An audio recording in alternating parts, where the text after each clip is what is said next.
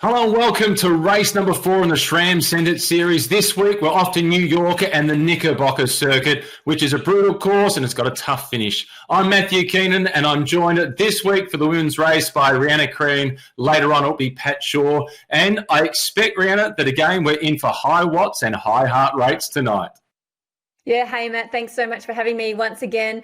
Another exciting night we've got ahead of us at the Knickerbocker circuit. As you said, a tough course. I've actually done this one myself. Starts off not too bad, but that end little section, there's a serious pinch for the ladies to finish off. Some of them will know it reasonably well because it was used in the National Road Series a couple of weeks ago, and it even caught me by surprise in commentary, where I thought the race was just about over, and it kicks up right towards the end. In the series so far, we've seen two riders come to the fore and dominate, sitting at the top of the table, Brie Vine along with Antoinette de Jong. Let's take a look at some of the favourites for race number 4 as we hit the halfway mark in the SRAM Send It Series. At the top of the list, though, is Lisa Jacob, a rider who's been really aggressive. Yeah, exactly. She's very new to cycling, actually, only really been taking part in just over a year, so she'll be one to look out for. Nicole Frayne, she's certainly been in the mix in all of the races we've had so far, currently sitting third in the standings, so certainly one to look out for. Of course, you mentioned Antoinette de Jong. She's been really coming on strong in the last 2 races, finishing first in race 2 and 3. She had an awesome finish last week. And of course, Brie Vine, as you mentioned, she's sitting at the top of the standings at the moment. She's been consistent across the entire championship so far, so she'll be certainly one that everyone's going to be looking out for tonight. And Alina Smith, we haven't really spoken about Alina so far in the SRAM series, but she'll be one that we'll be looking out for tonight. I've done a little bit of research on Alina myself, and I'll be looking forward to speaking about her a little bit more as the night goes on. I like your research. We're going to hold that for later on. You have done your homework. I'm impressed. I'm looking forward to seeing her, hopefully, up at the front. One name that doesn't appear on that list, and I'm going to put it out there as the favourite to win tonight, assuming she's on the start line. She's on the start list. We'll wait till we get down to the pens. Is Justine Barrow, because she won on this course in the National Road Series. So she, I think, is the one to beat, because you've described the course, power to weight. She weighs 49 kilos. There's nothing of her, which brings us to the power-ups, which strategically on this course, they really will matter.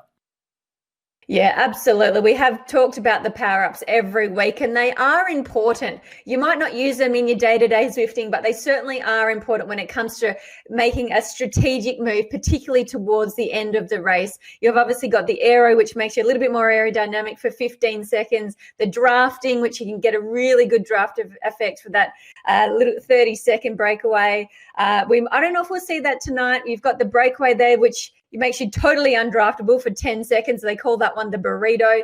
And the lightweight, I think that's the one that you really want to be looking out for tonight. The girls probably will use this when they get to that last little pinch, that last bit of the climb. They're going to be hitting sort of 17% for that last pinch. So you really going to be using that lightweight strategically towards the end of this race. And, of course, invisibility, the ghost. Make yourself invisible to everyone. Just try and sneak away. Often when the teacher asked if everybody's done their homework, I wanted to use the invisibility power-up, but it never quite worked for me. Well, let's get down to the race, because race number 4 in the SRAM Send It series, it is just about go time for the women. The men coming up shortly. This is a course where, in fact, they're already rolled out through the streets of New York, heading towards what is a difficult finish to this race. You mentioned at the top the consistency of Brie Vine. 3 second-place finishes. She's on 54 points in the series overall.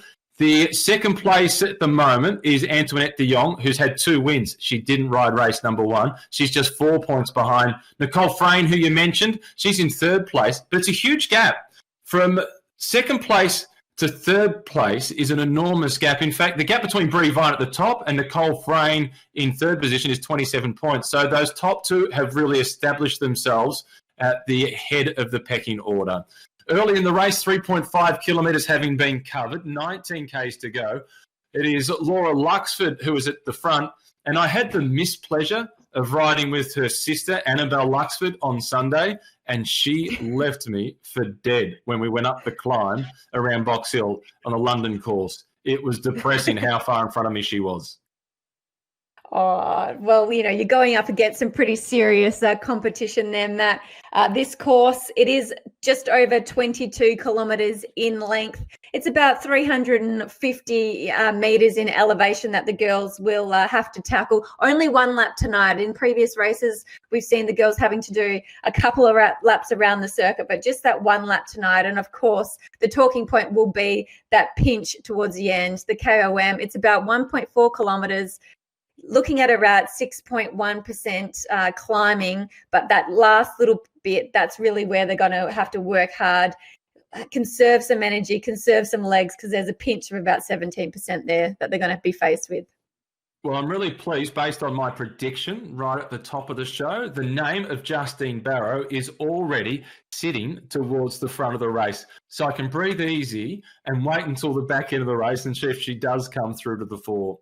Jenny Penttinen is also up towards the front, another one of the what we would call more experienced human beings within this race, as she's hit the 40 mark, but she is not slowing down at all. Both her and Justine Barrow in their 40s, showing that, well, life really does begin at 40. They're riding brilliantly. Yeah, absolutely. And what a huge sort of spectrum of women we have competing in this SRAM series. We've got, as you said, ladies, in their 40s who that is absolutely not slowing them down. We've got mums who are sort of juggling mum life, work life. And then we've got youngsters in there as well. We've had Tess White competing in the SRAM series. I think she's only 17 or 18 years of age. So there is a huge range of ladies competing in this series, and I think that's really cool to have just such a disparity of all sorts of levels of where they are in their career, but all competing in this SRAM series. It is. Lisa Jacob, she's sitting in towards the top 10. She's got plenty of support on the Zwift live coverage, so she's got lots of community support. And just a correction of us in terms of the course, that doesn't finish at the top of the climb. The climb is at the midway point, and it's actually a flat finish. So what that does is that might give us an opportunity to see an even more aggressive race. And I'm going to stick with Justine Barrow. I've put my hat in the ring with Justine Barrow to win the race, and I'm anticipating that on that climb, she's going to go full gas and try and blow this race apart and make the long-range attack. Once you've committed to something, you've got to stick with it. Hopefully she's not been listening to the commentary, because I put Justine Barrow as my favourite last week, and unfortunately she didn't get the job done, and you've done it this week. So certainly got the pressure from the commentators on her back. But I'm sure that that climb she'll certainly stand out on that climb. But I think Brie Vine tonight, she's really going to want to get that top place finish. She's been second, as we said, every race so far. She is leading the standings, but surely she wants to get a victory in one of these races. Yeah, it is the commentator's curse indeed. This front group, they're moving along at a rapid rate. We're on board with Katie Banerjee. She's tapping out 230 plus watts, almost at that 5 watts per kilo, which is really impressive. Brie Vine, who is the leader of this series, she's also towards the top of the leaderboard in the National Road Series. She's been pretty vocal on Instagram in the last 48 hours or so. I'll let everybody else go and read what she's had to say, but she's pretty keen to make sure that people verify their weights to make sure that it is all legit. But what we can say that if you're inside the top 3 on the race, you need to have your weight verified. And we did have, in fact, the winner of the first race of the series got disqualified because they hadn't gone through the right process. So Zwift, Rihanna, is doing everything it can to verify people's weights and make sure that the letter of the law is followed. Yeah, absolutely. And that's what we want to see. We want to ensure that the competition is as what it is. And these girls, they are taking it as seriously as what they would take any racing on the road. And I bet you they're chomping at the bit to get back out on the road. But whilst they are unable to do that, they're taking part in the SRAM series, the National Road Series on the weekend. And they are absolutely taking this seriously. And they want to take glory and they want to take bragging rights when this series is finished. Yeah, Laura Luxford, we're seeing her up towards the front. Her and her sister Annabelle, brilliant triathletes, world-class triathletes, and both putting plenty of pressure on early. Zwift has asked the question with the Facebook feed whether we'll see the race split on the climb at the midway point or whether we'll see a regrouping. And Peter Donahue, who does a lot of work on Zwift, he spends a lot of time on Zwift, I don't know how he earns any money because he's on his bike the whole time, riding in his garage. He thinks that this race will blow apart, and Peter knows the course pretty well. I'm going to stick with him. I think he might be right. Here are the numbers for Laura. She's already up at 189 beats per minute, Rihanna. She is really opening up the throttle. Yeah, absolutely. These girls are working hard. We're just into, you know, the first part of this race, but they are absolutely putting the pressure on. They obviously realize that they've got to get the work done early. They might have seen the races that have happened previously. As you said, this course has been run before in another series, and it was blown apart in that series. So I'm sure they've been watching what's happened, even if they're not taking part in all of the races on Zwift at the moment. I'm sure they're keeping a close eye on what's been happening, what girls are strong, where their strengths are, and ensuring they're in the most strategically well-placed place for the end of this race. And I think I've just spotted the name popping up towards the front of Catherine Woolston, which I'm absolutely delighted to see, because she pointed out to me after last week's brilliant performance yet again by Antoinette de Jong about the transition between other athletes from speed skating across to cycling. And I spoke about Eric Heiden, who was a gold medalist at the 1980 Winter Olympics and then rode the Tour de France. And she reminded me of the brilliant Canadian Clara Hughes. Clara Hughes won 2 bronze medals at the Atlanta Olympics, one in the road race and one in the individual time trial. Then in the 2006 Winter Olympics, she won a gold medal speed skating. So she juggled speed skating and also road cycling, and she was Olympic medalist in both the Winter Olympics and the Summer Olympics. That is impressive. Absolutely. And obviously Antoinette de Jong is one of those athletes that has crossed over into both categories of racing. As we just see the girls click over into part of this climb now, they just hit that 15% portion of the climb. So let's see who, as you said, Justine Barrow is one of the girls that is very strong on the climbing. So see if she comes to the front. And as I say, that she is right at the front at the moment. See if she can hold on to the front of this peloton as these girls get over this little pinch that we have here. And there she is right at the front. She's putting the pressure on. She's up to 6.5 watts per kilo. It is Laura Luxford who is following her, then Nicole Frayne. We're starting to see some power-ups come into play, a few gaps starting to appear. This is crunch time, and we are seeing riders being distanced. This is getting a little serious at the front. And Nicole Frayne now, she's headed up to the front. She's following Justine Barrow. She's at 5.6 watts per kilo as well. So she's really taking it to Justine Barrow at the front. And as we know, Justine just so strong on those climbs. So she's really taken it to those girls and asking them, can you come with me? Can you take me on? Can you finish off this race with me as they go onto the next pinch of this climb, another 15% pinch? The last time I rode this climb myself was as part of the Tour for All, where I was meant to be actually communicating with people and encouraging them. I needed to stop communicating, throw the text messages away, and start to encourage myself. This climb is super tough. It's at 9% at this point, but the gaps have really opened up. And it is our pre-race favourite, Justine Barrow, who is doing the damage at the front. She's staying super hard on the pedals. And the name of the winner for the last 2 weeks, de Jong, I'm not seeing her inside the top 10, and there's a few time gaps within that group. Yeah, we haven't seen Antoinette at the front like we have done in the last couple of races, and this is where the pinch really starts to happen. The most steep part of the climb at 17% now, these girls will be absolutely hurting. We're really seeing some serious warts by the girls at the front. They're really pushing hard. As Brie Vine, we're seeing her numbers at the moment. She's starting to make a bit of an attack towards the front of this group. Just over nearly at 300 watts at the moment. She is working really, really hard to make sure she can get to the front and take on Justine Barrow. Oh, this can be a real opportunity for her to take a significant lead in the series overall. She currently leads the series, but it's just 4 points her advantage over de Jong, the Dutch woman who's won for the last 2 weeks. Brie Vine has been the most consistent. She's had 3 second-place finishes. 4th time's a charm? Isn't that how it goes? Yeah, I think that she'll be seriously wanting to get a hold of the front of this pack. I mean, as much as she would probably like to stay consistent and be leading the top of the standing, she wants a gold medal around her neck, so to speak. Even though this is Zwift, she really wants that win, and she's taking it to these girls at the moment. And on the Zwift Power website, it's indicating that already Antoinette de Jong is in a group at 21 seconds behind. This is Laura Luxford towards the top of the climb. She's pouring on the pressure. Banerjee, Frame, Luxford. It's ×2 for the Luxfords. Both the sisters are in the front group. I'm feeling a bit better about Sunday now, getting dropped by Annabelle Luxford. Nicole Frayne is there as well, so too Brie Wilson and Justine Barrow, who started it all at the bottom of the climb.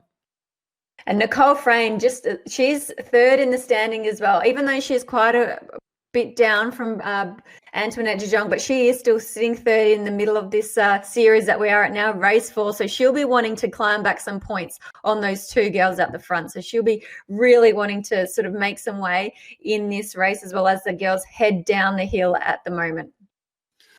Brie Vine makes contact with the front. Nicole Frayne also gets back in contact. Perhaps she's able to reach down to the ground and pick up a bidon from the ground. Whilst she's been in this COVID lockdown, she's been working on her bike skills on the rollers, not on the kicker, not on the home trainer, but on the rollers, practicing trying to pick up a water bottle from the ground. Well, that's just something you do to try and entertain yourself, because when are you going to actually use that? Well, I don't know, but it looks like fun.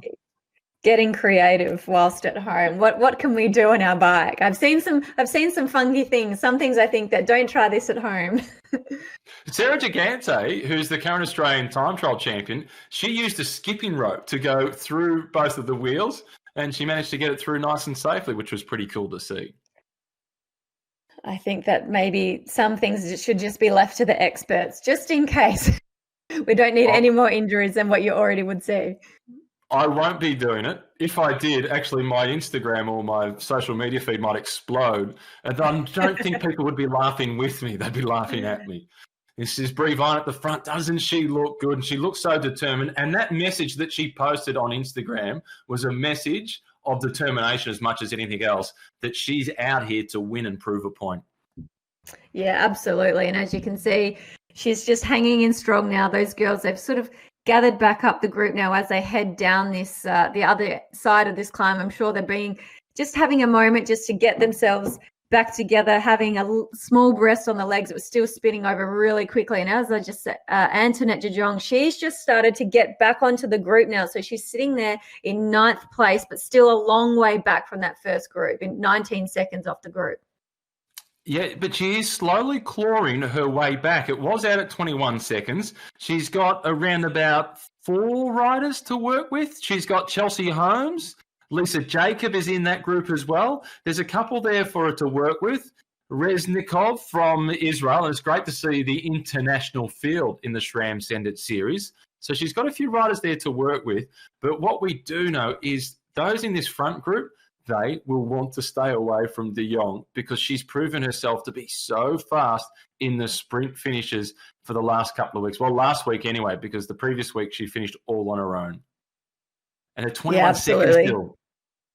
Yeah, she's got a bit of work to do in this last part. And these girls up the front, they're really working really well at the moment, and obviously working together to get this last part of the race. Now, I suppose you would say for an amateur, the tough part's been done, the climb's been done, but there's still a lot of work to be done just to get this sprint finished for these girls. And it's an important day as well for Katie Banerjee. She's in this leading group. She sits in 6th position in the series. She's had 1 third-place finish. She's on 16 points. Brie Vine leads the series overall. She's on 54 points. Both the Luxfords are here. Annabelle and Laura Luxford in the front group. Nicole Frayne, who's in 3rd place in the series. She's on 27 points. Antoinette de Jong is on 50. Brie Vine is on 54 points. So it's a big day for the very popular Nicole Frayne to try and move herself further up the standings. Nicole Frayne, she's one of the girls that's come from a triathlete background. She had some injuries early in her triathlon career, which sort of forced her to focus on her cycling career. And she also had some injuries earlier in this year as well. So she's done really well to get herself back to being healthy, back to being strong, and then obviously being very competitive in this SRAM series. Down to just inside 9 kilometres to go. In this front group, Elena Schmidt from the Netherlands has missed the group. You did all that homework on her with some of the things that she does off the bike. Whilst this group just settles down into the working pattern, time to share it with us. I did. I was having a look at some of these riders. Obviously, I don't know these girls all that well. I've been working really hard to get to know them as well as I can. Elena Smith, I found out she's obviously from Holland. She's a pianist and a music researcher. So that's really it's fascinating to find out the background of these girls. And obviously they're professional athletes, but they also have so many other layers to what they do aside from cycling. So really impressed with what I was reading about Elena Schmidt. And that she's a classical pianist, and that's a really cool thing that she's doing as well. I like that. There's a great Italian cyclist, Domenico Pozzovivo, who's a classical pianist as well. And he studied politics at university before really focusing on professional cycling. So it's great to see that there's real diversity within the professional cycling peloton. This is the leading group. To reframe it for you, it's Nicole Frame who is in this front group. So too is Annabelle Luxford, Brie Vine. Brie Wilson is there for the Rock Salt Attacker team. This is a strong group of riders out in front. And you can see that they're continuing to build their advantage on the group that includes De Jong, who's won for the past 2 weeks. 7 riders in the front group, 19 seconds their lead, 7.8 kilometres to go. I think it should be enough, but they're famous last words. Yeah, we've seen in the past, haven't we? We've sort of said that the race is one and done, and then all of a sudden we've seen, a sprint from one of the girls behind. So you sort of don't want to call it all too early, as we just focus on Laura Luxford at the moment. She's pushing out 280, nearly 300 watts, sitting at 187 beats per minute. So these girls are working incredibly hard just to, think about those sorts of numbers that they're sitting on at the moment after doing that really difficult pinch that it's only short, but it's really powerful. And now just having to sit in this group, they'd be sort of thinking about how they can work, how they can sort of strategically put themselves in a position to really get this last 7 kilometres done.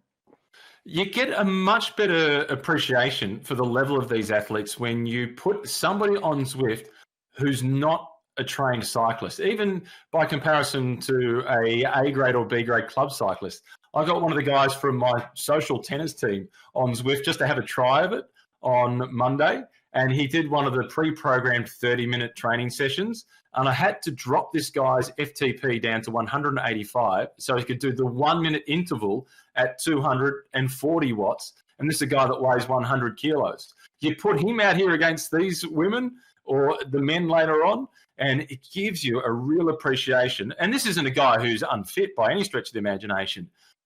This is national level racing, but these athletes are pretty close to international standard, particularly when you look at Justine Barrow and her silver medal at the national championships this year to Amanda Spratt. These are world-class performers. Yeah, absolutely. And you can just, see by the numbers just how hard these girls are working. And, Justine Barrow, I think she's an incredibly impressive athlete. You never want to pick on someone's age, but there was a quote that I read about her being the oldest rider to podium in a national championship, which is, I think, something that she should be incredibly proud of because, obviously still being incredibly competitive, even though she is one of the, more mature ladies competing.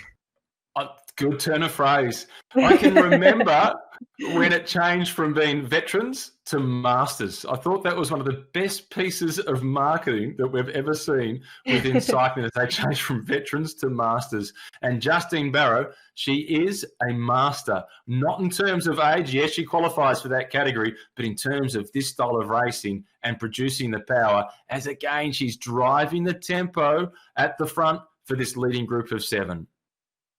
Yeah, and I was just keeping a close eye on Antoinette de Jong. She'd got the gap down to about 15, 16 seconds. It's still sort of hovering around that 17-second mark. So I think she's certainly going to run out of time in this race. But as you said, we don't ever want to say never in these events. We've seen some pretty crazy things happening in the last couple of weeks. But these girls at the front, they really seem to have control of this pack.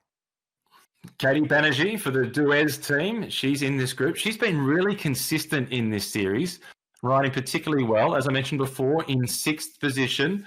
She's had 1 bronze medal in the series so far, but she's had a 10th place finish as well. So she's had 2 top 10 finishes. It's 25 points for the win, 18, 15 for the minor places, working its way down to 1 point for 10th place.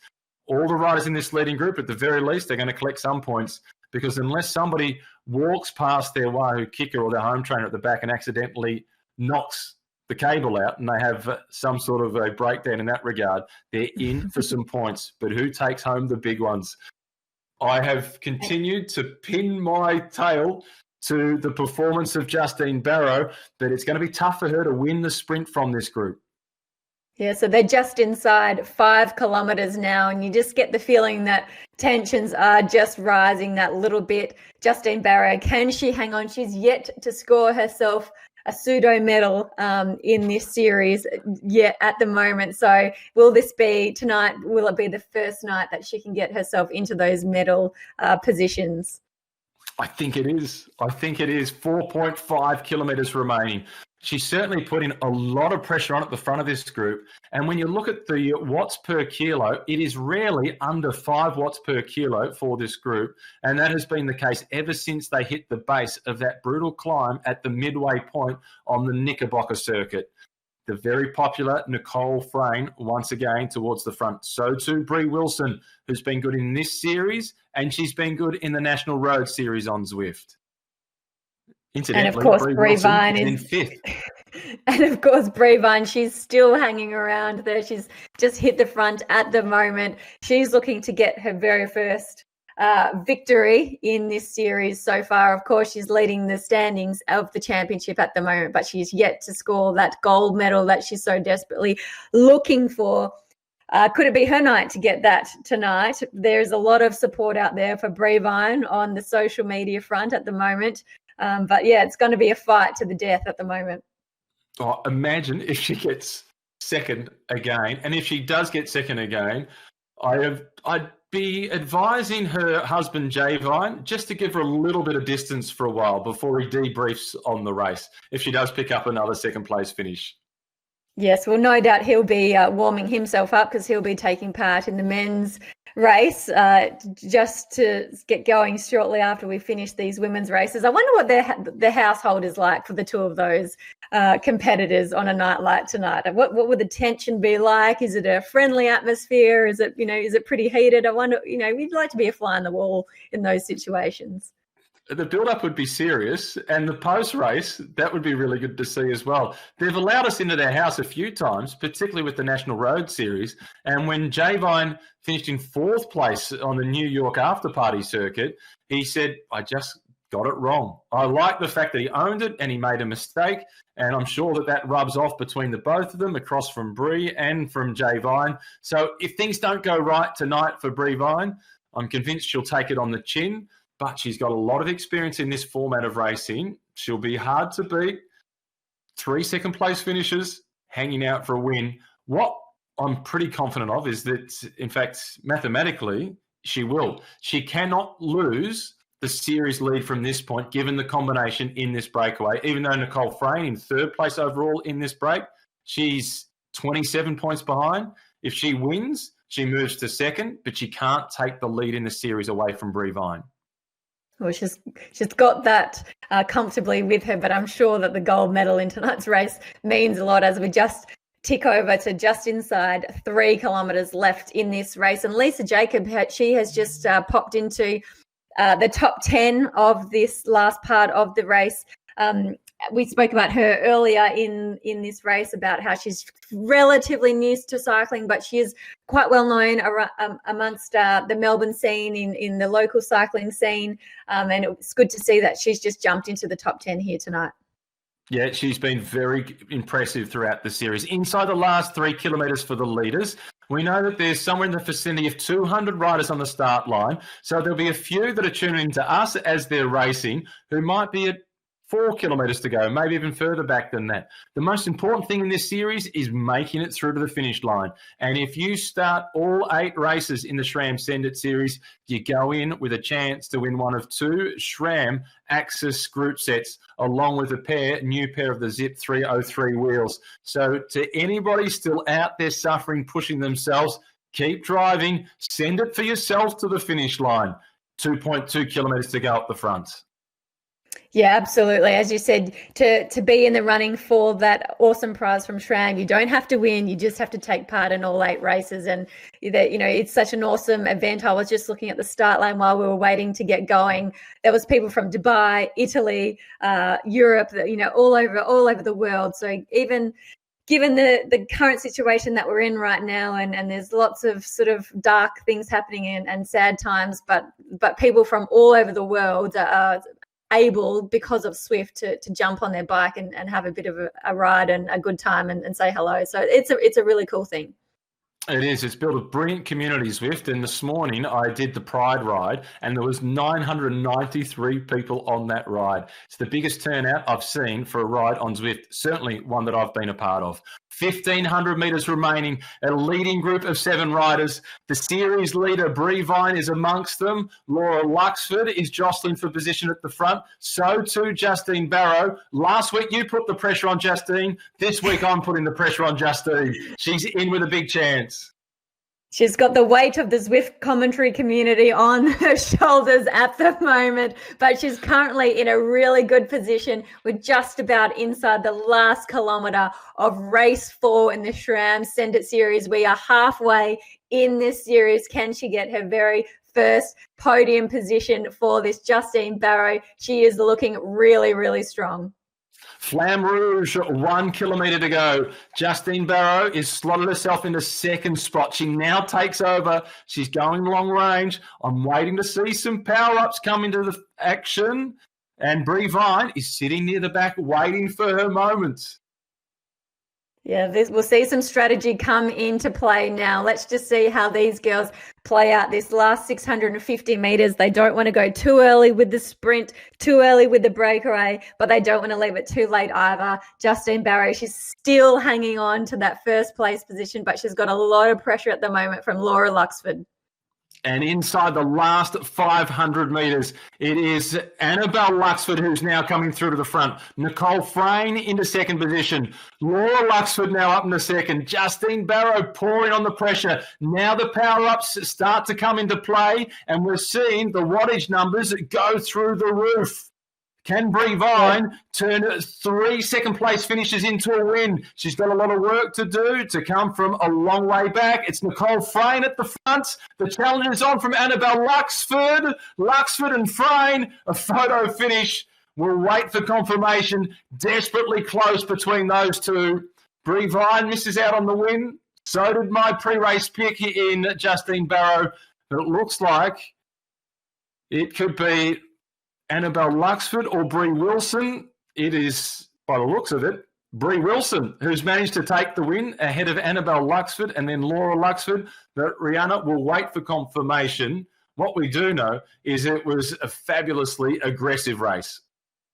Yeah, absolutely. And they left that strategy right to the dying seconds, that last 100 metres, the last 50 metres actually, before they started to use their power-ups, before they really left it all out on the table. And here's confirmation of the results. It was Brie Wilson who got the victory. Annabelle Luxford in second, Laura Luxford in third. So we've got the 2 Luxfords there. Brie Vine in fourth. So that's the first time that she's been out of the podium positions so far in the series. Nicole Frayne in fifth. Justine Barrow, unfortunately, she didn't feature in the top 3 this week as we had predicted. Katie Banger, Antoinette Gijon, so she ended up in 8th position after her strong couple of weeks that she's had the last couple. You're going to have to help me out, Matt, with some of these pronunciations. Tina, I'm going to have to get you. Reznikov, and then Chelsea Holmes in 10th position. Let's cut a deal. Let's give Justine Barrow a really good chance of winning next week and say she's got no hope. Maybe we just won't talk about her, and then she won't have the pressure from you or I on her shoulders as she has to finish the race. Hopefully she can forgive us for putting so much pressure on her, but we are really entertaining finish for that one. And Brie Wilson, she was one of the ones we spoke about the least within that leading group. She's started the day 5th overall in the SRAM Send It Series. Not enough to move her to the top of the table. She closes in now on the top 3 in the series overall. And the Rock Solid Attacker team, one of her teammates is Justine Barrow, and she was fantastic on the weekend in the National Road Series, where she was second on the race and she's taken the lead there. So for her, this platform is going beautifully in 2020. Yeah, and really exciting to see a few other names at the top, a couple of other girls that we haven't sort of spoken about and haven't really featured in that top 10 who really came to the fore in that last part of the race.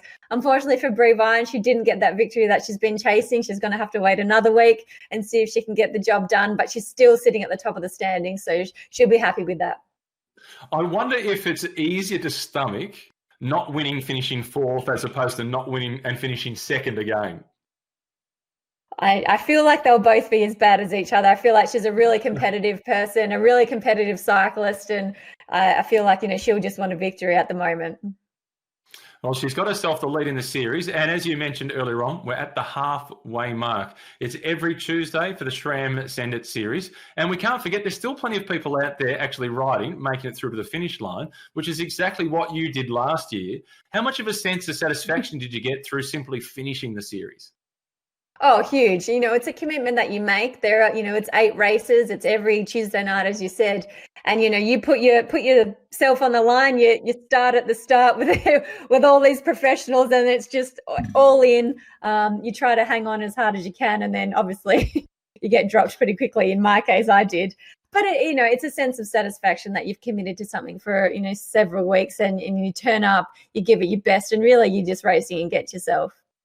Oh, you did brilliantly last year by racing, and this year you're in the commentary box, and you'll join me next week as we continue to try and see whether Brie Vine can stay at the top of the overall standings. Until next week, thanks for joining me. Thanks, Matt. Look forward to it.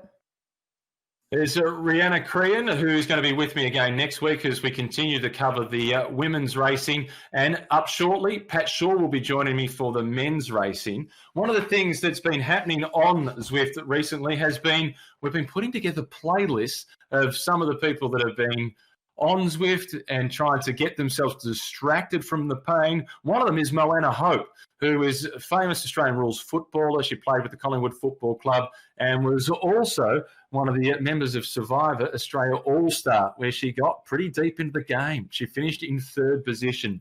So her Spotify list is now up and available courtesy of Zwift, and taking a look through some of her songs.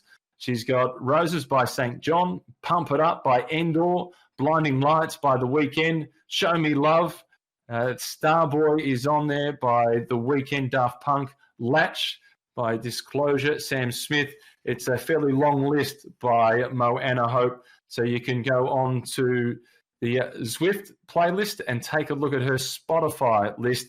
And Moana Hope, she was pretty entertaining in the Survivor All-Stars in Australia, where she nearly made it through to that final vote. She ended up being the last person voted off by her tribe members before it came down to the tribe members then voting, who actually ended up winning the $500,000.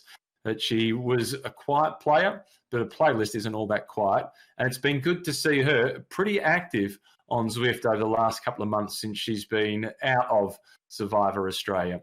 She's not the only footballer that's been participating on Zwift of late. In the ride that I did earlier on today, which was the Pride ride, we had Max Gawn on the ride with us as well. Max is the captain of the Melbourne Football Club, and that was a ride that was being led by Michelle Ferris, who was one of the stars of track cycling in the late 90s, the early 2000s. She was a medalist at the Olympic Games back in 1996, and she was also a Commonwealth Games gold medalist. And a couple of years ago, she was inducted into the Cycling Australia Hall of Fame. The men's race, which we're getting underway shortly, that is on the same circuit as we've just seen for the women's race. The current leader of that series is Tom Benton, and he leads by just 1 point ahead of Ollie Jones. And Jay Vine, the husband of Brie Vine, he is in third position, and he's 3 points behind the series leader, Tom Benton. In fourth position, it's Graham Frisley, and in fifth place, it is Christo Ball, who's from the Envy Racing Squad. So, Moana, I hope you can get on to the Spotify playlist to take a listen to the music that she uses to entertain herself while she's on Zwift. Or you can download one of the many podcasts that's available. Zwift have got plenty of podcasts out there as well, including a few podcasts with Greg Henderson, Coach Hendy, the Kiwi, who won a track world title in the scratch race in Melbourne in 2004. He's put together a podcast where he runs through quite a few of the training tips. And you can also take a look at the options in the workout section of Zwift to see some of the training options that Greg Henderson's got for you up for grabs.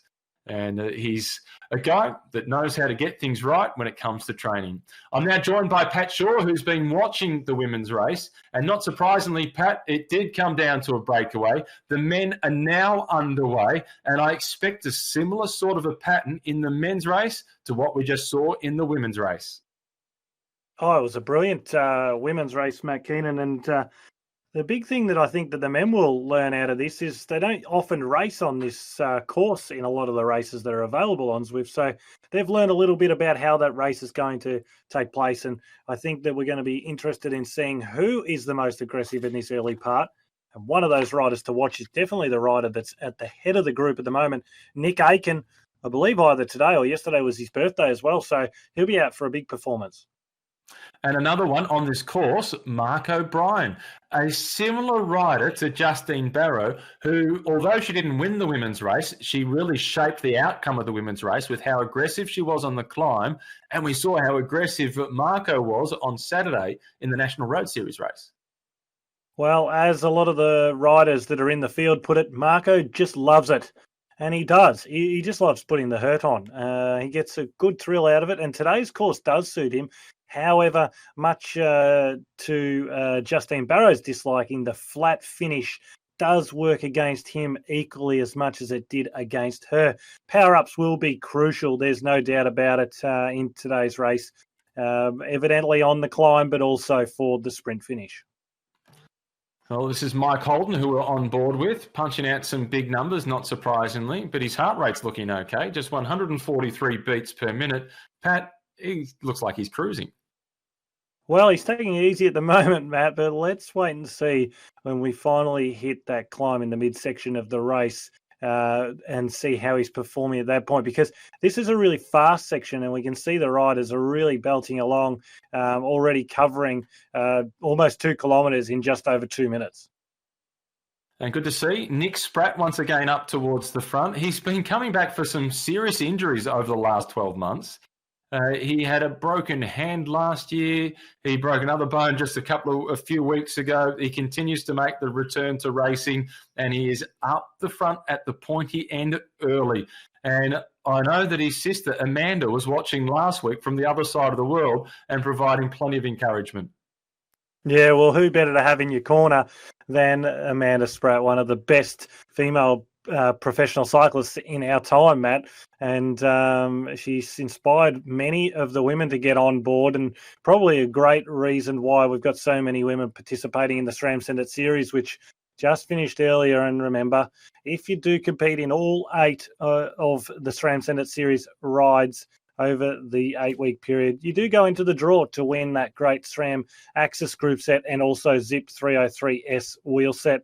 And that's going to be a great package for someone in both the men's and women's categories. And remember, it doesn't matter what position you finish. You've just got to start and finish each and every round. Well, at the front, it is strung out in single file early on. The pace is blisteringly hot. Yeah, it's really quick. This side of the course is going to offer that, and you're going to see a lot of readjustle of position because the riders know if they hit the bottom of that climb in poor position, it's going to make their ride even harder again.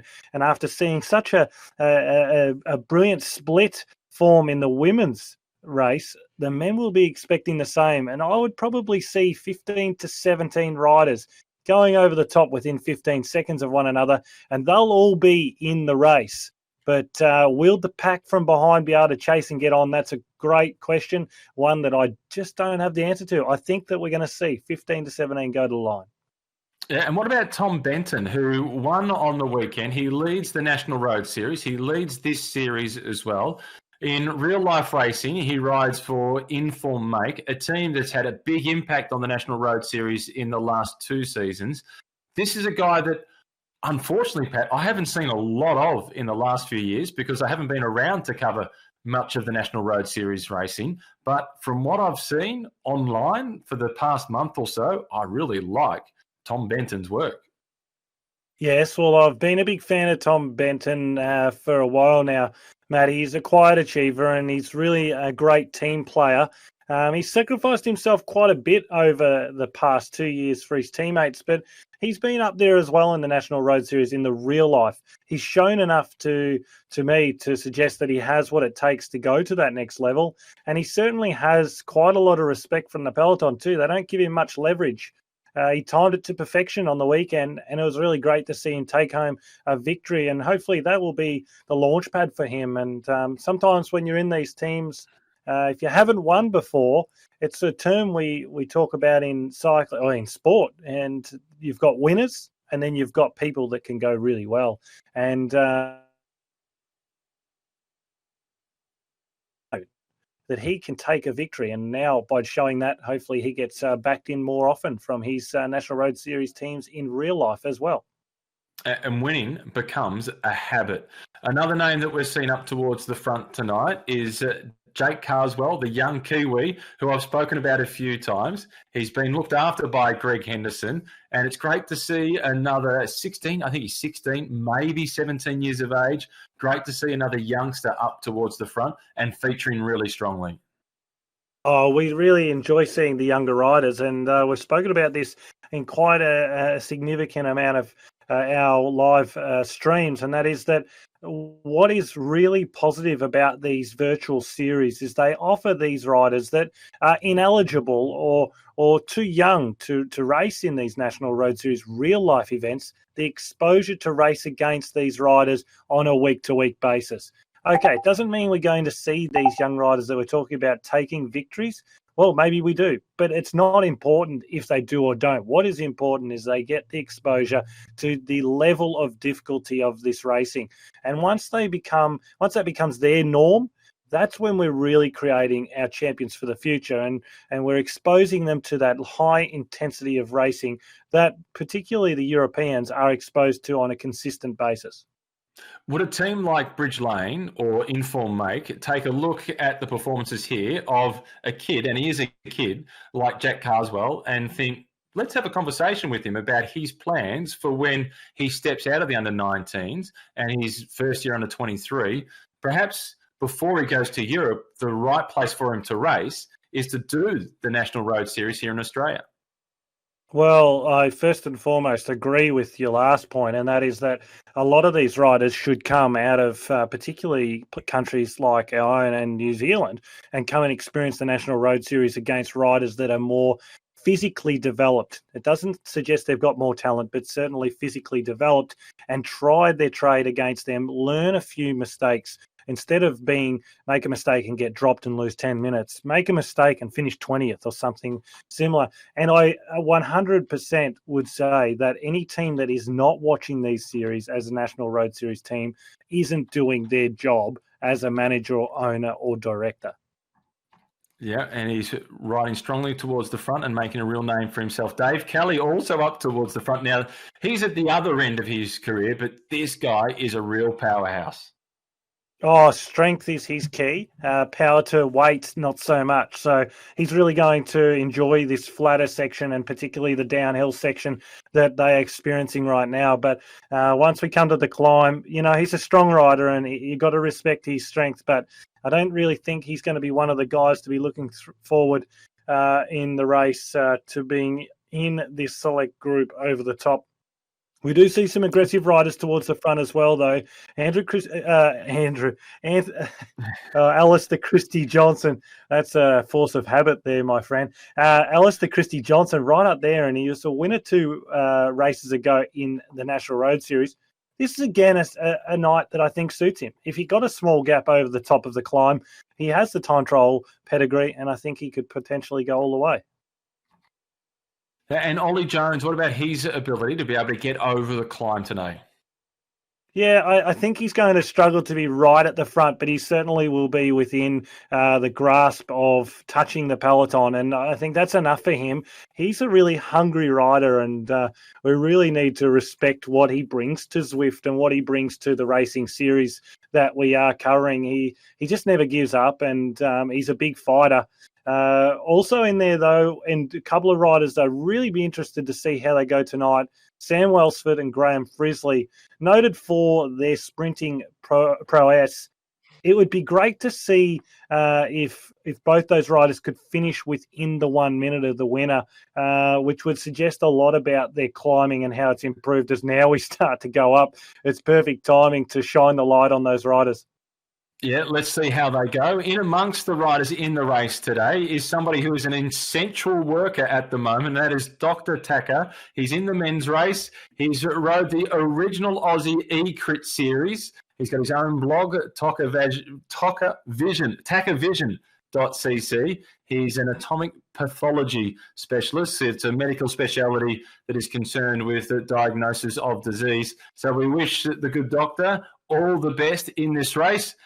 Dr. Tacker, who did part of the original Aussie E-Crit series. Good to see that he's participating in this race. As we watch Ollie Jones, he's got the microphone in front of him. Can he speak? Not sure he can. No, he doesn't look like he's in too much trouble, though, at 175 beats per minute. That's pretty standard procedure for Ollie Jones. And at 430 watts, he looks pretty comfortable. But this is a really, really tacky part of the course. Sometimes you can overexpose yourself here, Matt, and then the surge comes over the top and you really don't have the legs to follow. But he looks really, really well suited at this point. Yeah, and Ollie Jones is right up towards the front. Well, I asked the question earlier on whether he'd cope with the climb. So far, the answer is a firm yes, all in capitals. Ollie Jones is looking really good. Yes, and he does so much racing on Zwift that he knows what the sensations are going to be on this climb, and he knows what to expect from the other riders. I don't think he's really worried if 1 or 2, maybe even 3 or 4 riders were to get away. He's more concerned about staying with that really strong group, which is going to probably keep together Alistair Christie Johnson, I think Freddie Ovett, who's in there again tonight, Alex Lack, which I continue to sing his praise, really impressed with what he's been able to bring to the series. Alex West is up there. He'll be happy to help Ollie Jones get back to the front as well.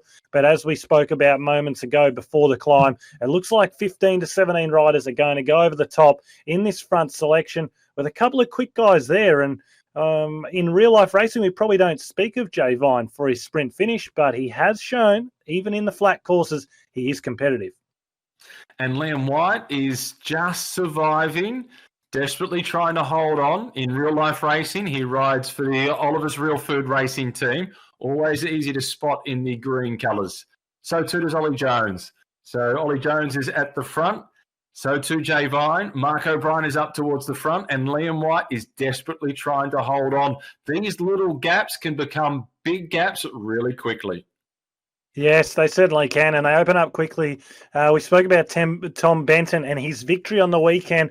It was only 3/4 of a bike length back to Liam White in third, so a great performance for him on the weekend. So his form's good, but he needs to stick with this front group. It can be a lot easier said than done. Look at the numbers at the front. Brie Vine at 10 watts per kilo. You can't maintain that for very long, Pat. No, that's certainly correct. And once we start to see those wattage numbers light up in orange, we know that everyone is serious, but they are trying to split it up front. And Brie Vine, he's got a gap. How much can he get over the top before this big group gets together and starts to wind him back in? It's a decent group there too, all strong riders. So Mueller back in there again from South Africa. Great to see him back. Definitely Freddie Ovett. He's really suited to this course and showed us last week what he can do. But Jay Vine, he's flying out in front. He is. He rides for Team Aero. Liam White is in the chasing group. As we mentioned before, in real life racing, he rides for Oliver's Real Food Racing. On Zwift, he rides for the Australian Hump Day racing team. So it's good to see that he's flying the flag for that group online, and out on the road, it's for Oliver's Real Food Racing. Back with the front of the race, Ovett is there, and I know that Coach Hendy will be pretty happy. Greg Henderson will be pleased that Freddie Ovett is up towards the front.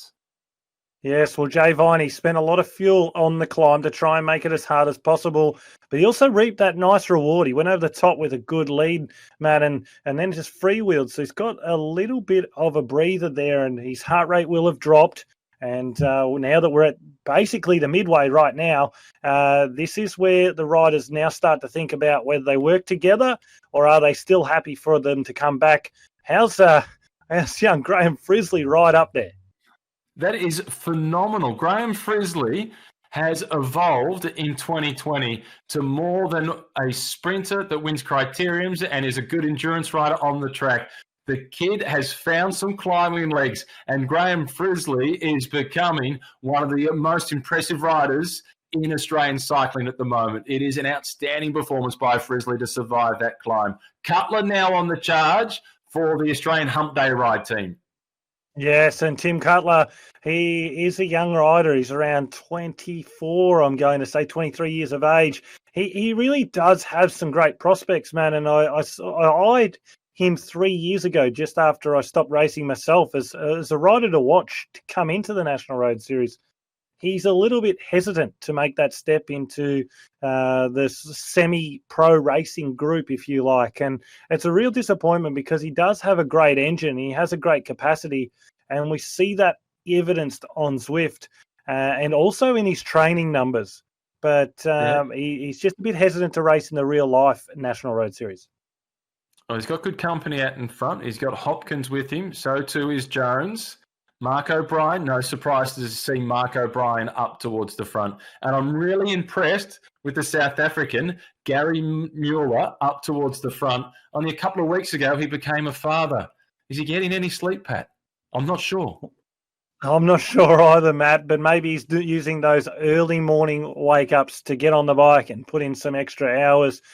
Certainly, we thank him for joining us because it's great to have an international flavour as well. And as Tim Searle's telling us over Facebook, there's 5 Aussie Hump Day riders in the front group. Team tactics, he suggests. Well, you'll need it for this finish, and they've certainly recruited some really strong riders, that's for certain. Tim does an awesome job, doesn't he, with the Aussie Hump Day ride group and some of the rides that they organise on Zwift. I haven't done one yet, but I'm trying to work out a time where I can slot one in and join one of their group rides because they look fantastic and they get some good numbers. Well, they get great numbers, and also it's worth noting that Tim Searle just recently racked up 100,000 miles on Zwift. So now he's clicked. Yes, I did. He did 100,000 kilometres early last year, I believe, and then just recently clicked over his 100,000 miles completed on Zwift. He leads so many groups every week, and certainly he doesn't participate in this front group, that's for certain, but his generosity with his time and how much he dedicates to those rides, it's a great thanks to him, and he makes everyone's experience on Zwift a lot nicer. He can't race because he's too tired. He's doing 100,000 miles.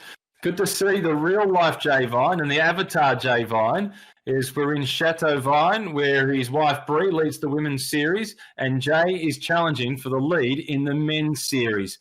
Coming into the race, he's in third position, just 3 points behind the leader, which is Tom Benton, and Tom's name is not appearing in this front group.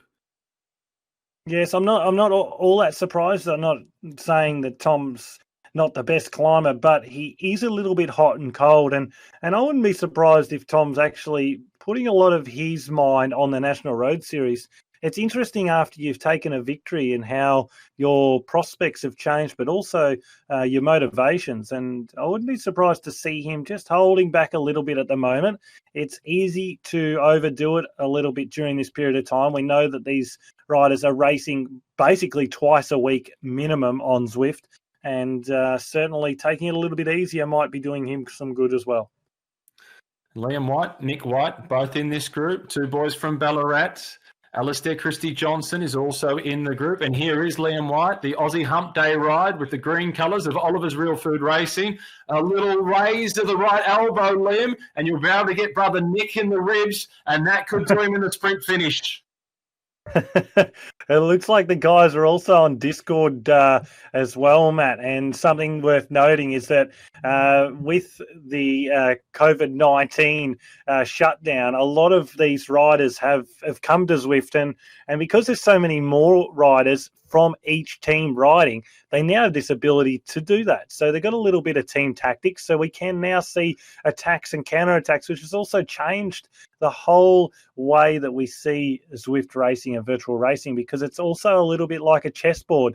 You don't get to see whether the person next to you is struggling, and that's the interesting part about it. So the old fake attack in real life where you hit off the front, but then the legs crumble underneath you. Well, they don't know that that's happening so quickly on Zwift, so they react, and then you get the counter attack. So teams are discussing tactics each and every pedal stroke throughout the stage. Mark O'Brien, again attacking. Cam Roberts in this leading group. Importantly, the White brothers, they're not teammates. And there is no fiercer rivalry, Pat Shaw, than sibling rivalry. Oh, and particularly between the two of them. Yes, there's no love lost in the finishes of the stages in particular. But they're both excited for one another once everything's said and done. But certainly in the game and in the race, they're not looking to worry about each other. They want to get the win. So it'll be interesting to see. I know Nick struggled a bit on the weekend in the National Road Series race, but he looks a bit better out there tonight. Yeah, he's looking very good up towards the front in this leading group. So too is Graham Frisley. They would be a little disappointed with Graham Frisley still in this front group. Well, I would be very worried about that. In fact, he's obviously one of the fastest finishers, but it's also about does he possess an aero power up with 5 kilometres to go? I'm wanting an aero power up in my back pocket. There's Cam Roberts, somebody that you've spoken about quite a bit as a real contender in this format. Oh, Cam Roberts, he's always a rider to speak about and has been for, I would say, years now on Zwift. He's really a strong performer, sitting at that 410 watts. That shows you how the pressure is on at this point in the race with 5 kilometres to go. As I said, power-ups are going to be crucial. Earlier on in the race, the lightweight power-up, which reduces your weight by 9.5 kilograms for 15 seconds, that was a crucial one. But for the finish, the aero power-up is my go-to, and that makes you more aerodynamic for 15 seconds, Matt. And that is what has brought about the victory for riders in each and every stage so far of both the SRAM Send It Series and the National Road Series on Zwift. It's all about the timing of the execution of the aero power-up. Another one of the names in this leading group, Pat, that I don't know particularly well is David Mainwaring, another one of the riders from the Australian Hump Day ride team. Yes, I must say, it's not really that often I don't know something about the riders, but I don't know a lot about Mainwaring. So hopefully our friends on Facebook can hit us up a little bit of information about him. Generally, we do see the riders do have followers in the chat room. So hopefully they can give us a bit of an indication about him. But again, we're not unknown to see these new names popping up, particularly towards the head of the race. And that's the beautiful thing. We're uncovering new talent all the time.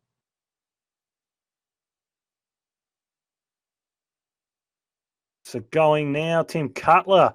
He starts to move up as well. And we've already spoken about Tim Cutler, Matt. He's a strong rider with real strong capabilities, but the flat finish probably doesn't suit him right now. And we're looking Brie Vine putting the pressure on as well. 3.8 kilometres to go. And look, they've blistered around this course in under 24 minutes in 19 kilometres. That's crazy.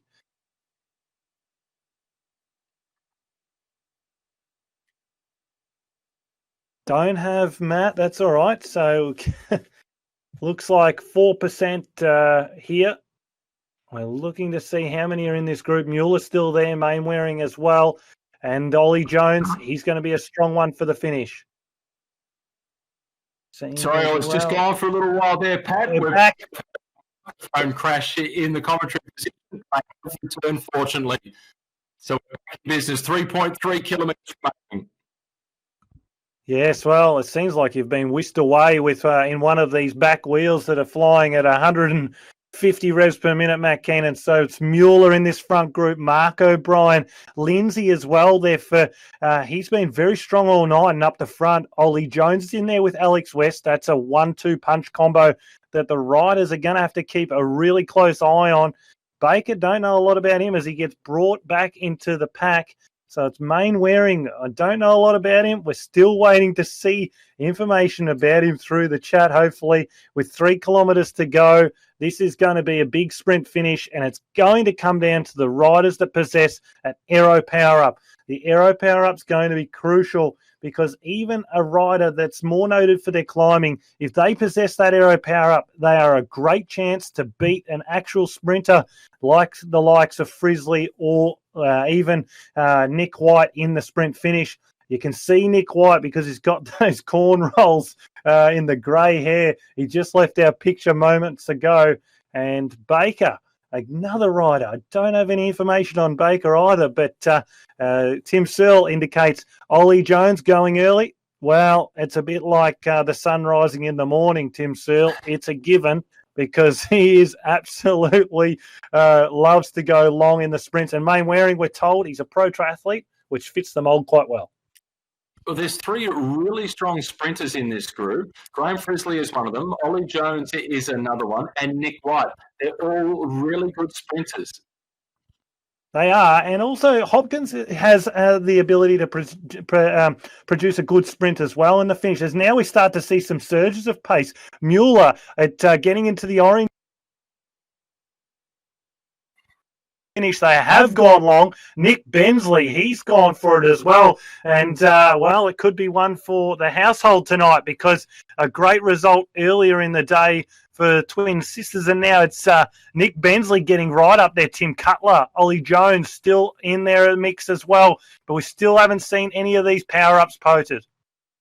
2 kilometres remaining, down very much towards the business end of the race. Gary Mueller, only recently celebrating becoming a father. So he's short on sleep, but he's high on power. And the South African has been performing really well in the series. Mark O'Brien, not a noted sprinter, but he's got himself in the mix and he might try and go long range. Your boy in Ballarat, Nick White, he's getting elbows in the ribs from his older brother Liam, and Liam can't be discounted either. Freddie Ovett is another one who's in there, but Graham Frizzly, one of the revelations of the season, cannot be underestimated. 1 kilometre remaining. Flame Rouge, and they start to get in formation. Bensley on the front.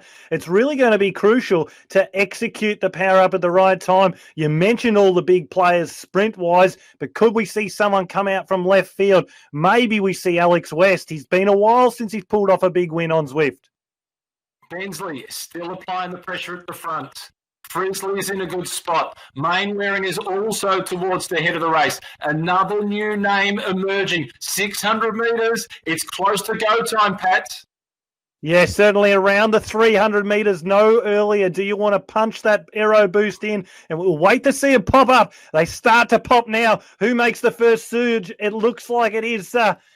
couldn't see, actually. Yes, it's Lindsay that's made the first surge. Hopkins tries to follow. Frizzly right there. This is going to be all the way down the line. Frizzly is in the mix. So too is the new dad, Gary Mueller, the South African. He's managed to get himself up towards the front. This would be a huge win for Gary Mueller, but Vine gets there, pips him on the line with perfect timing. So Jay Vine, inconspicuous in the group for the final kilometre and emerges at the top of the table when it matters most. He got his timing just right. Yes, and we'll wait for the replay, but it looks like it was a mix of... No, he didn't. Graham Frizzly, Frizzly it I was. I was just watching the replay, and Graham Frizzly, he takes it. Graham Frizzly used Aero Power Up. I think Jay Vine was using Aero Power Up. Kirkmar had the Feather Light, so that's the lightweight power up, and so did Ollie Jones. So there was a mix of power ups there, and they actually went head to head on that 4% incline, which is really, really interesting because not often you'll see power-ups match each other so equally as what it seemed they did just then. And look at the gap between Frizzly and Jay Vine, 0.004 of a second. Jay Vine in second position. So that will be enough to move Jay Vine into the overall series lead. Graham Frizzly will move up into third position in the series overall. It tightens up at the top of the leaderboard. Ollie Jones continues to ride brilliantly. He's in fourth place on the race today. Second place, I think, in the overall standings. It's super tight at the top. Nick White, he wins the White Cup between he and his brother. Alistair Christie-Johnson in sixth position. Alex West, who you've spoken about in glowing terms, rightly so, in seventh place. It was then Freddie Ovett, followed by Chris Ball and Dylan Hopkins. Pat, that was a frantic final kilometre. But look at Graham Frizzly in first, 5 watts per kilo, his average for the race. In 10th position, Dylan Hopkins, 5.6 watts per kilo, his average. So Hopkins spent the most biscuits throughout the race. Frizzly was smart when he used his energy, and he managed to win. Whoever says there's no tactics in racing online needs to pay attention to what we just saw from Graham Frizzly. There are plenty of tactics.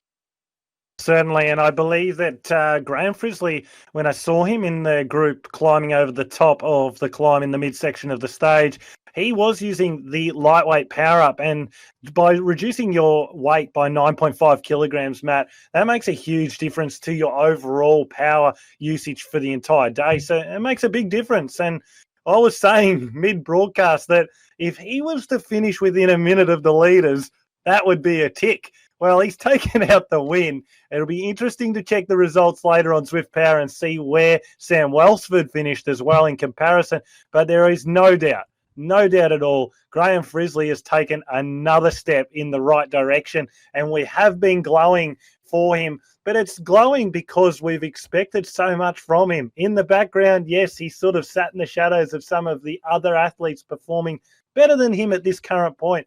But we've always had great vision for him, and he seems to be starting to fulfill that. Yeah, he is. He's taken a big step forward this year. Let's not forget, Pat, that there's plenty of people still out there racing, including Dr. Tacker, who's one of our favourites, particularly in the Melbourne Zwift community, because of the role that he's played doing the E-Crit series very early on in the piece, and a regular participant in this series. Lots of people still clawing their way through to the finish line. It's an accomplishment just to finish. And as you've mentioned before, Pat, to go into the draw, to win one of the SRAM group sets, one of 2 group sets, you just need to participate in all 8, and we're now halfway through. Yes, that's exactly correct. I mean, these guys that are at the front and the ladies earlier, they're looking to use it as form building and also to get their name out there. But just as much, we've got a community that's participating with over 200 starters on the line in the women's and over 350 in the men's. It shows that there's a lot of people that are turning up and fulfilling the SRAM Send It Series to tick the box each week, and they're sending it for someone. Remember to keep sending it, because if you do ride all 8 weeks, that prize of the SRAM Access group set and those Zip 303S wheels, well, I tell you what, I'd be happy to see them land in my lounge room. Yeah, it's a big prize. So Graham Frizzly has taken out the win in the men's. It was Brie Wilson in the women's race. It's hard to separate between those 2 races because they were a really similar format. It was just a slightly bigger group in the men's race. I was just super impressed with the fact that Graham Frizzly survived over that climb, to be honest, and then to be able to get the win. There's been so much to like. We've spoken about him a fair bit throughout the season, and I think we're going to talk about him for the rest of the year and maybe for the next 10 to 15 years to come. I really hope so. And what he's shown on Zwift is he might not have been spending a lot of time racing on here pre-COVID-19, but one thing he's learned to do is execute the power-up usage, and that is key, absolute key. And maybe I'll find out that he's actually a really avid gamer in the background. It'd be great to chat to Graham about these things at some point, Matt, because he definitely has been the highlight of our Zwift coverage recently. And it's been a family affair. We've seen the Luxfords in the women's race. We saw the Whites in the men's race. And now it's Brie Vine who leads the women's SRAM Send It Series. And Jay Vine leads the men's SRAM Send It Series.